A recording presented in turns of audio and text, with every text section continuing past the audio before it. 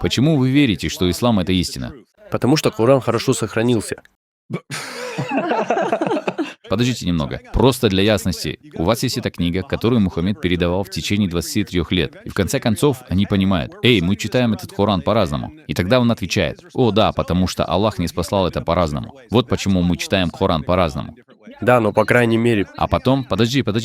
И затем следующее поколение передают это дальше. И в итоге в их Коранах оказывается так много различий, что халиф Усман вынужден сказать: «Эй, сдайте все свои Кораны, потому что я должен сжечь их все, чтобы скрыть все эти различия». И поэтому он стандартизирует Коран и, предположительно, издает авторитетный Коран, но даже он не сохранился. И в итоге у вас есть все эти разные кираты. И тогда они были вынуждены сказать: «О, всего 7 киратов, 7 версий официального Корана». И эти 7 превращаются в 10, и они продолжают в том же духе. И если вы посмотрите на различные Кораны сегодня, то увидите, что они не совпадают и фактически противоречат друг другу. Это и есть ваша главная причина? Я спросил вас о главной причине веры в ислам. И это гигантская неразбериха, это гигантский бардак в попытках сохранить Коран — ваше доказательство? Убай ибн Кааб сказал, что только из 33 суры было утрачено 200 аятов. Почему? Потому что единственные люди, у которых они были, которые помнили эти отрывки наизусть, умирали в бою.